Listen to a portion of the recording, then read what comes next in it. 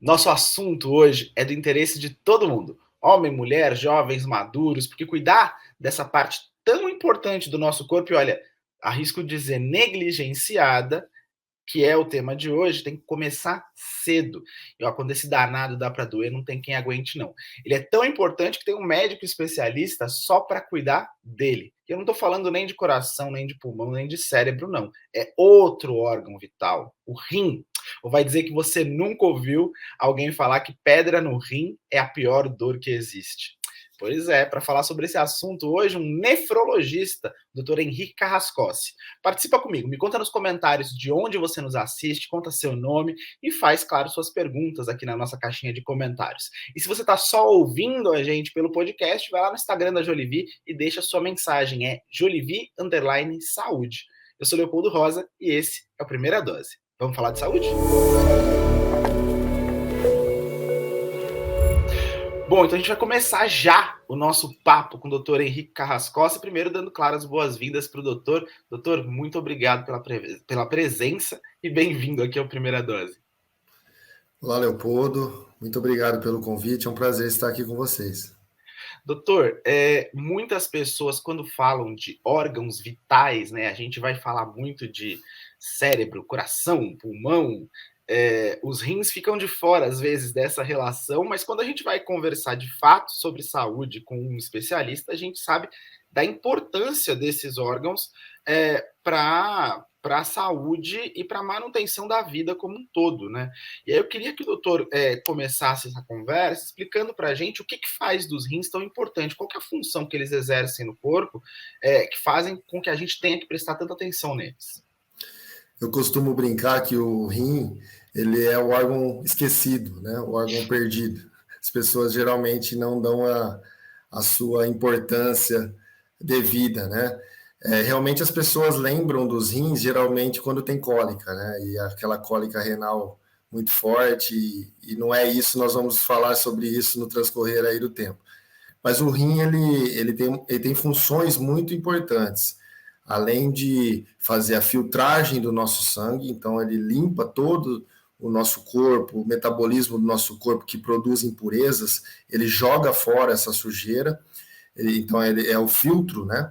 Ele também faz o equilíbrio do líquido do nosso corpo, então ele retira o excesso de líquido, segura o que precisa segurar, então mantém o líquido em equilíbrio.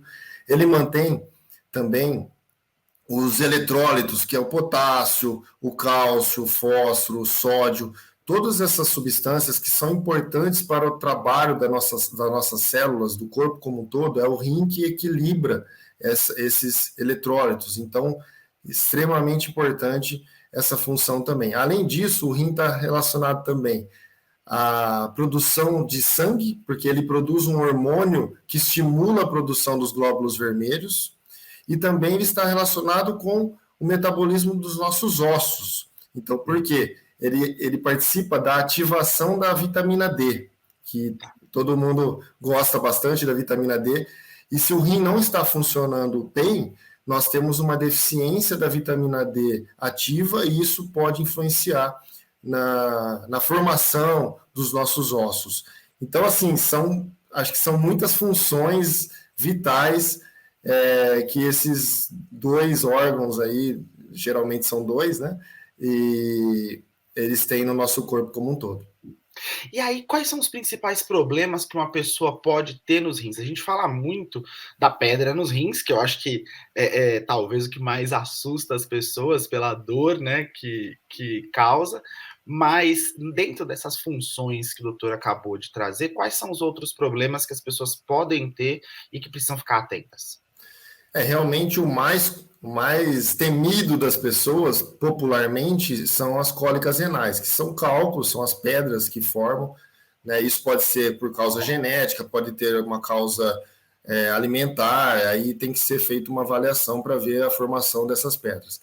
Mas realmente o problema mais grave que nós tememos, né, nos nossos rins é quando ele perde a sua função. Todas essas funções que eu falei para vocês, elas vão perdendo ao longo do tempo essa função. Isso a gente chama de doença renal crônica. Então, é quando o rim vai perdendo a sua função. É importante frisar que essas doenças, a doença renal crônica, ela não é uma doença aguda, né? Pelo nome mesmo diz, né? Crônica. Então, a evolução dela é lenta. Então, e os sintomas são geralmente nas fases mais avançadas.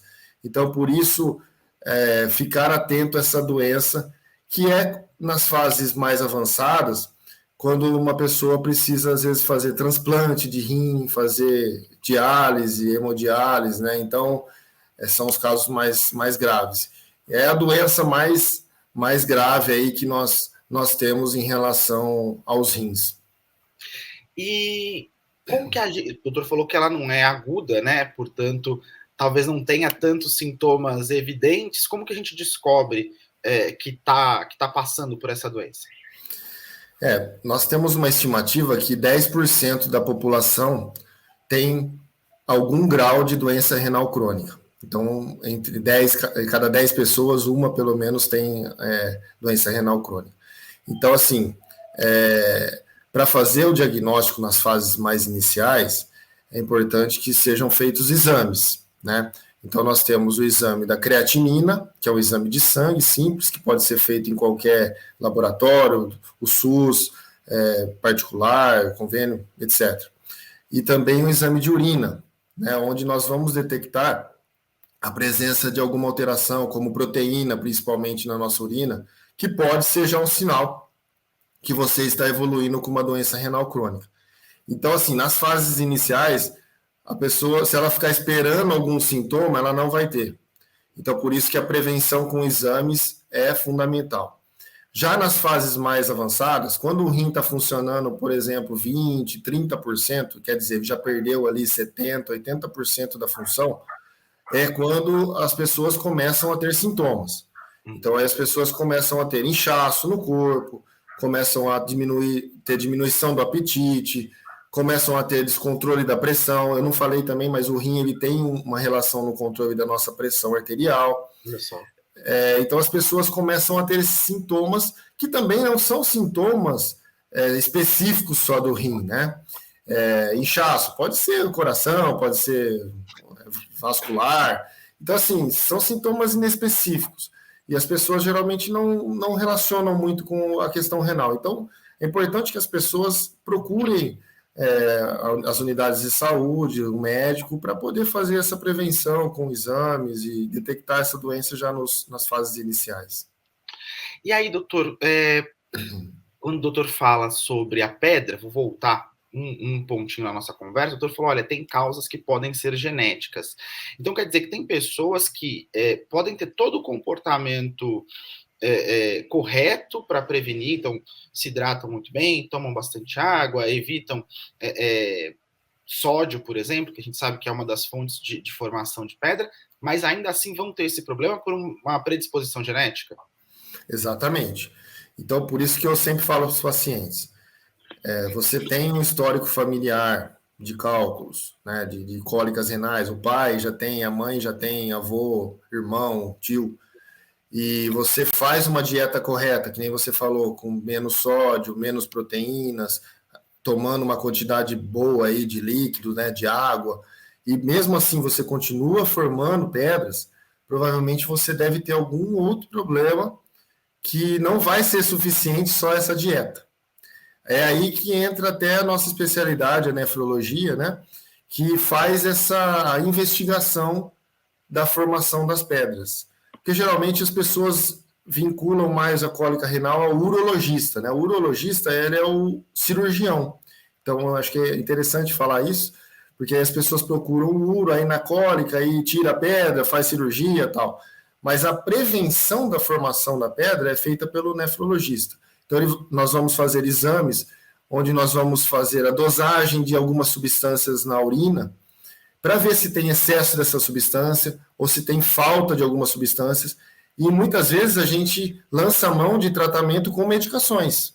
E aí a gente consegue diminuir a formação dessas pedras, porque depois que a pedra se forma, a gente sabe que não tem muitos milagres que vão dissolver a pedra, ou essa pedra vai acabar saindo e numa dessas você vai ter a cólica renal. E para quem não tem essa predisposição genética, qual que é o cuidado ideal para a prevenção da pedra? A gente já falou de alguns aqui, mas queria tentar detalhar um pouquinho mais.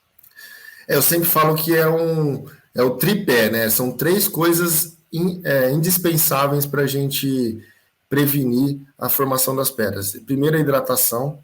Então, tomar bastante água. A gente determina 30 a 40 ml de água por dia, por peso. Então, por exemplo, uma pessoa de 70 quilos vai tomar 2 litros e 100 a 2 litros e 400, 800. Então, 2 litros e meio, mais ou menos, né? Então, vai por peso, mais ou menos. Essa é uma das questões indispensáveis. A segunda é diminuir a ingestão de sódio, né, do sal. Então, as pessoas, a gente sabe que o brasileiro, ele ingere muito mais sal do que deveria ingerir. Nós deveríamos ingerir em torno de 5 gramas e nós ingerimos 10, 12 gramas de sal por dia, né? Então, diminuir o sódio, que a gente sabe que vai formar as pedras. E a terceira questão é diminuir a ingestão de proteínas em excesso, principalmente da carne vermelha, que a gente sabe que aumentam a formação das pedras também. E o brasileiro, ele gosta bastante do churrasquinho, né, da carne vermelha. Então, são esses três aí que a gente orienta para todo mundo que tem pedra. Aí, as questões mais específicas, né? Aí só com a investigação metabólica mesmo, para a gente orientar especificamente qual que é a conduta aí. Doutor, uma outra questão que sempre surge quando a gente fala de rins, e aí eu me lembro de ouvir minha avó falando sobre isso, né? Aquelas coisas que são sabedoria das nossas avós, que a gente tem que voltar na ciência para ver se elas de fato fazem sentido. Mas é de que alguns remédios sobrecarregam os rins. Então sempre tinha aquela coisa, esse remédio aí não pode tomar por muito tempo, porque ele sobrecarrega o rim. Esse remédio ele não sei o quê. Existe isso de fato? Ou seja, alguns medicamentos podem exigir um pouco mais dos nossos rins, tem que tomar um pouquinho de cuidado? Nós temos, é importante aí explicar o seguinte, quando nós tomamos qualquer medicação, ela tem duas vias de metabolização, ou ela vai ser eliminada pelos rins, ou ela vai ser metabolizada pelo fígado. Então, são os dois órgãos que vão sofrer, né, vamos dizer assim, com qualquer medicação que a gente ingerir. Alguns mais pelo rim, outros mais pelo fígado. Mas o que a gente fala é o seguinte, realmente existe o campeão de problemas renais, que são os anti-inflamatórios, né? A gente sabe que as pessoas, uma dorzinha no joelho, uma dorzinha na perna, uma dorzinha na coluna, já vai lá, toma um anti-inflamatório, às vezes com uma frequência muito alta. Sim.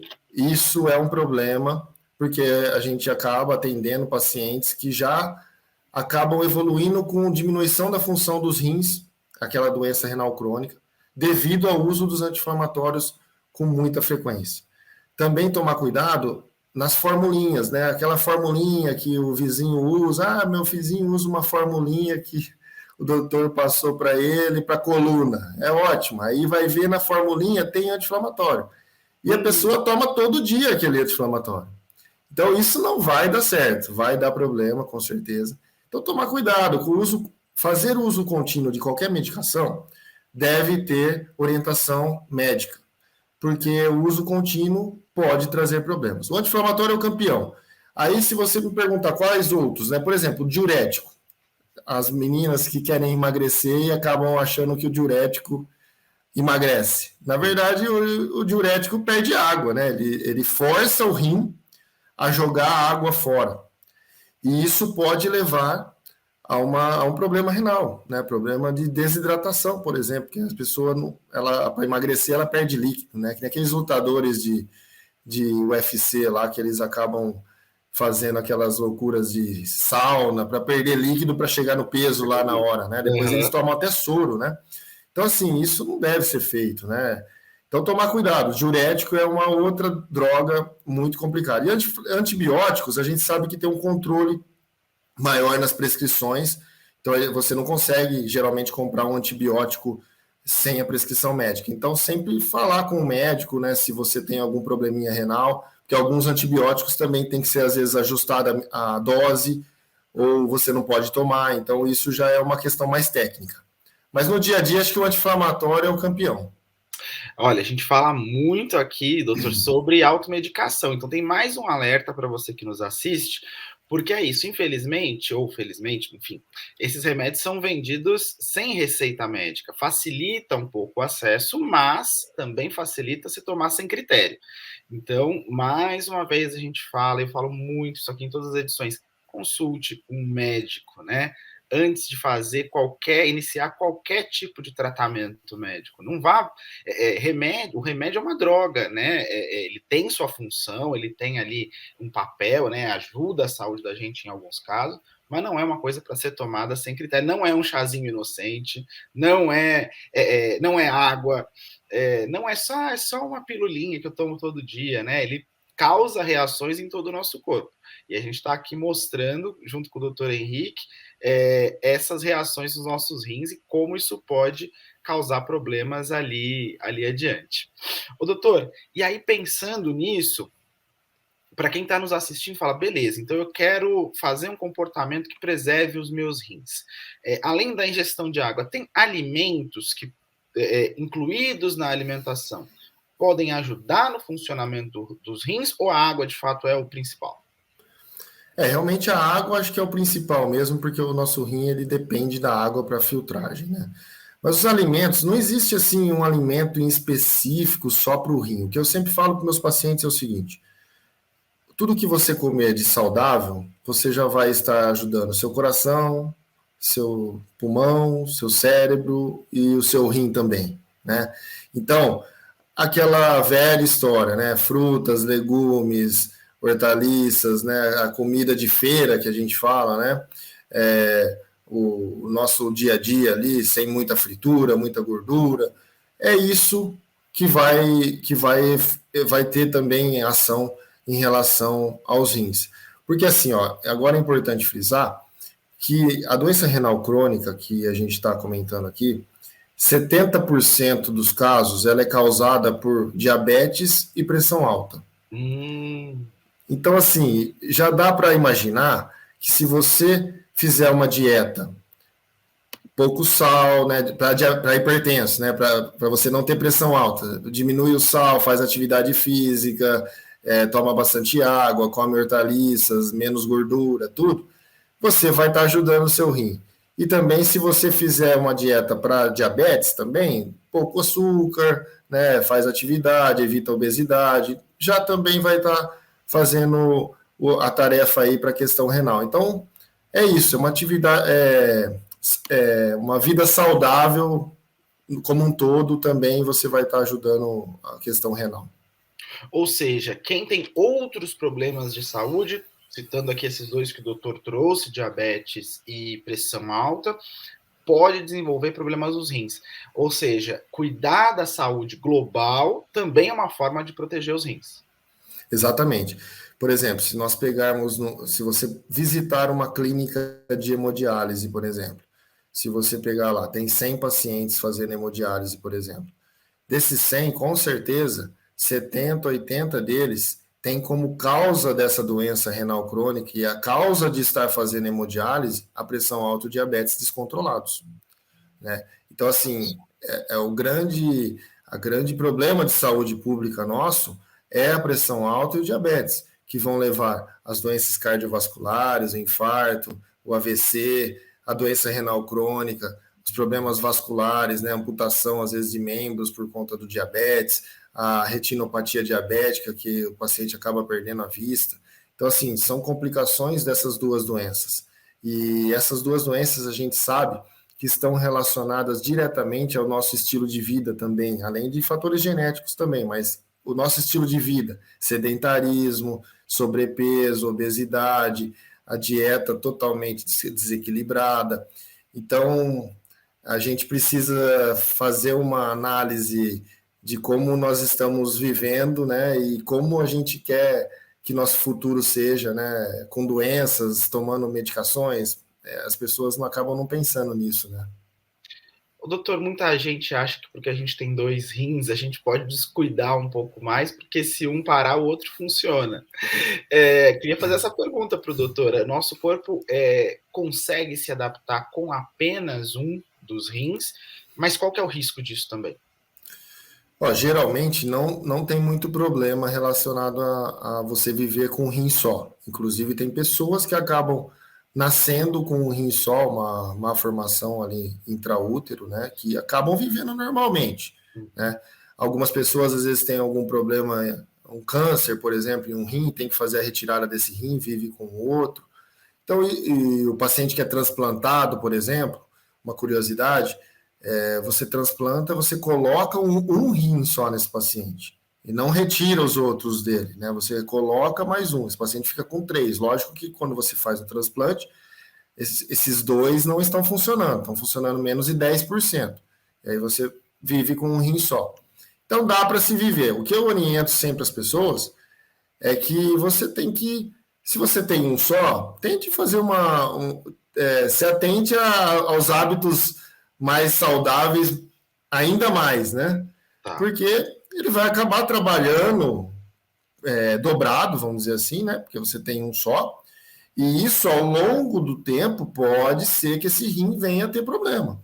Se você tiver pressão alta, diabetes, você vai sobrecarregar ainda mais esse rim. Se ele é um só e ele já está trabalhando dobrado porque você tem só ele, logicamente, se você tiver outras doenças juntas, você vai acabar, ao longo do tempo, tendo uma chance maior de ter algum problema mais crônico, uma doença renal crônica, por exemplo. Então, isso acaba sendo aumentada essa chance. Tá aí. Doutor, no ano passado, se não me engano, uma notícia. Foi no ano passado, uma notícia ficou muito comentada na internet por causa do caso de um homem no exterior que teve muitos problemas renais por causa do consumo excessivo de vitamina D. E aí muita gente ficou muito assustada com isso, achando, poxa, então não devo tomar vitamina D faz mal para os rins. Queria que o doutor explicasse qual que é essa relação. A gente falou no início da conversa sobre a vitamina D, e aí queria saber em que momento que a vitamina D pode ser prejudicial para os rins. Realmente, acho que na pandemia especificamente, a vitamina D entrou muito em evidência, né, por conta de mídia, de tudo isso que a gente sabe. Mas, e aí algumas pessoas acabaram abusando da vitamina D sem nenhum controle, né? Sem dosar a vitamina D. Nós temos exames que dosam a vitamina D. E isso é perigoso, com certeza. Eu mesmo tive alguns casos de pacientes que me procuraram no consultório que tiveram intoxicação por vitamina D. O que acontece?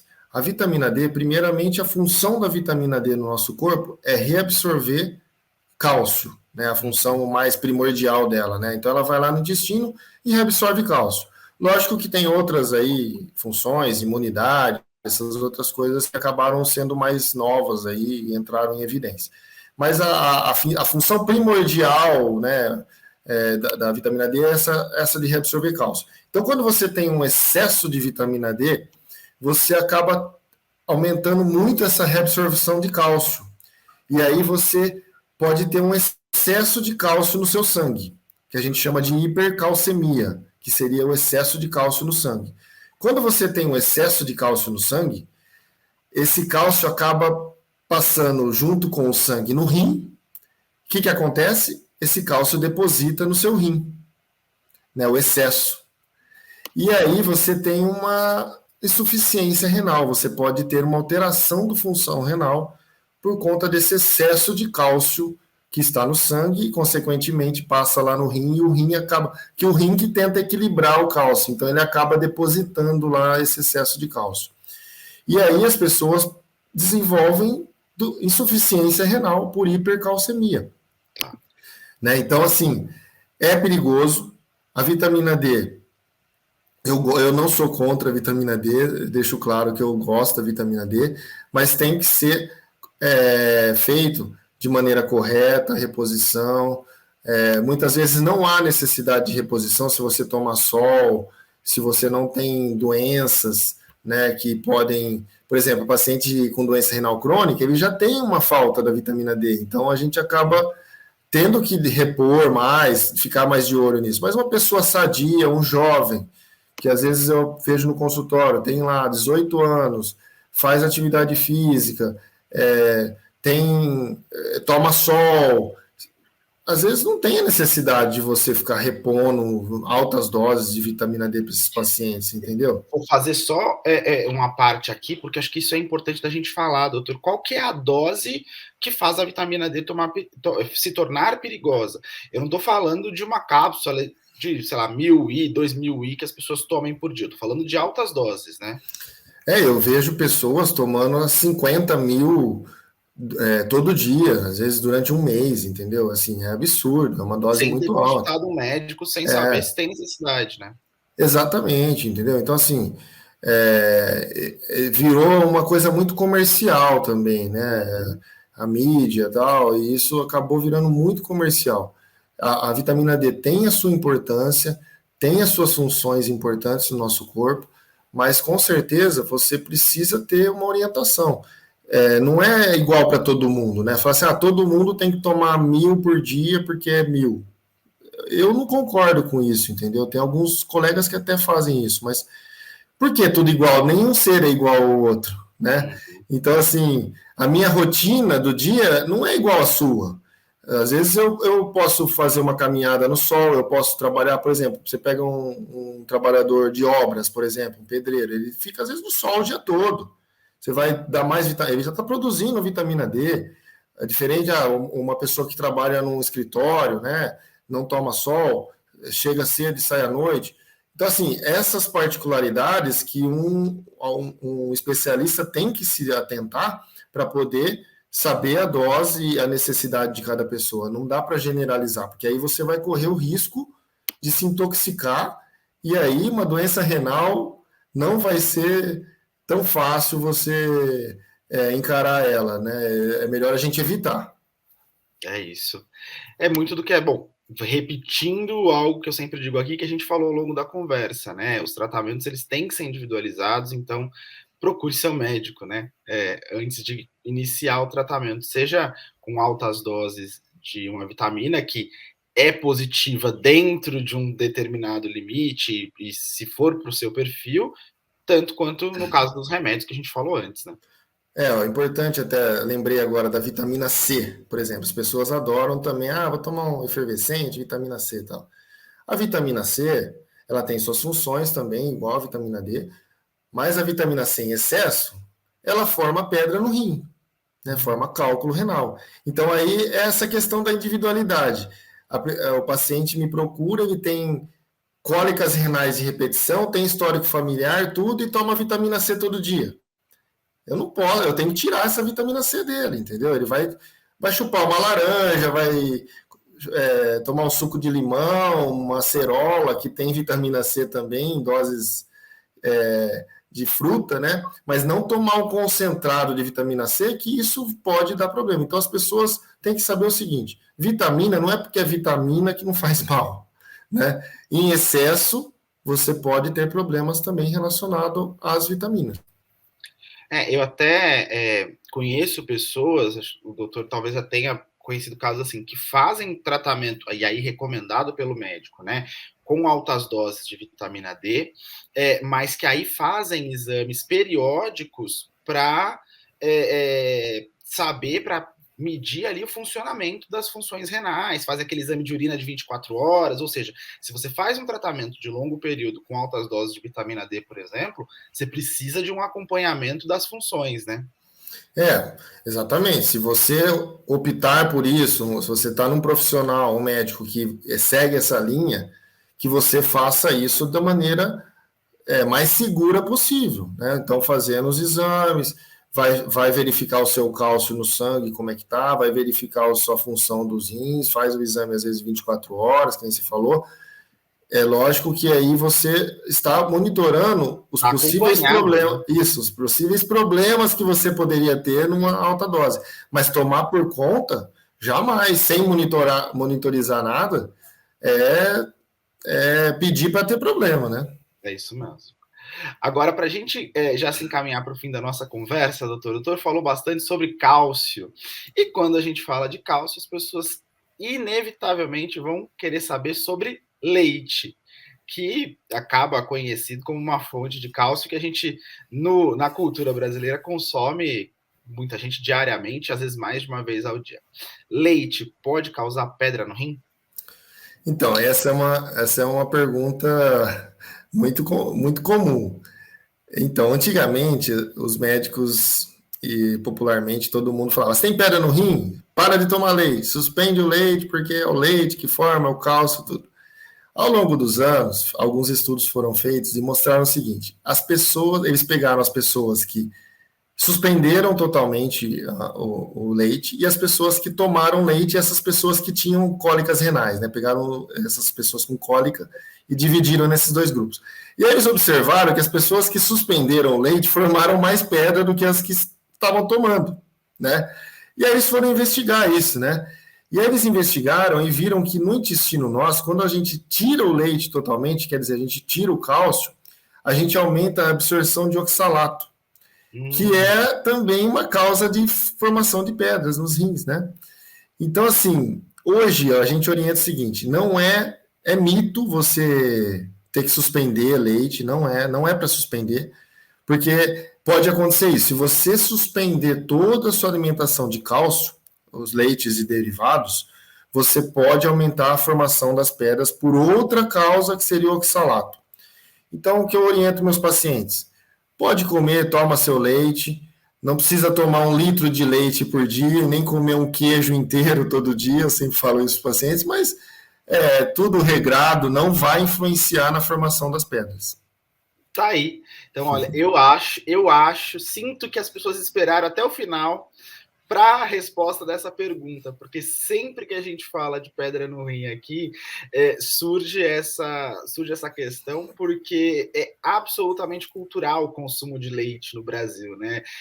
Você vai para outros lugares do mundo, as pessoas não têm tanto esse hábito, é igual o hábito do arroz e feijão, que é muito brasileiro e que não tem em tantos lugares. Aqui é muito cultural e as pessoas sofrem, né, para tirar o leite, sofrem para tirar o queijo, sofrem os derivados em geral, leite, queijo, manteiga, estão muito na nossa alimentação. Então tá aí a explicação do doutor Henrique para você a respeito dessa história, se você estava com dúvida.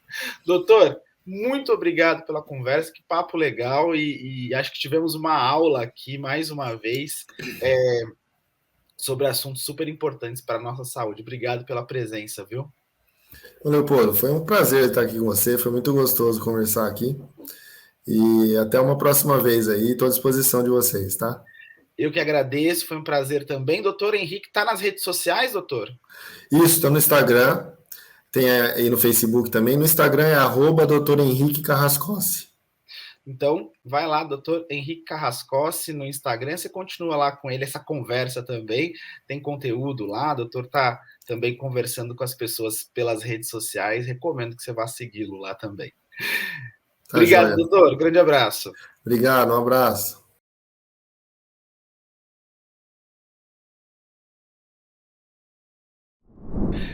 Bom, gente, essa foi a nossa conversa com o Dr. Henrique Carrascosse, tá lá no Instagram dele, para você continuar esse papo com ele. E você também pode continuar esse papo comigo, eu também estou lá no Instagram, @Leopoldo Rosa, underline é aquele sinalzinho assim, baixinho. E a gente se encontra de novo na semana que vem, ainda nesse modo remoto. O estúdio da Jolivie está ganhando ares especiais para essa temporada 2023. Em breve a gente vai inaugurar ele para você. Então, a gente se encontra na terça que vem. Enquanto isso, vai dando uma olhada aqui no nosso canal, tem muito conteúdo bacana de saúde que certamente vão ser super úteis para você e para os seus queridos. Grande abraço, espero você na terça que vem.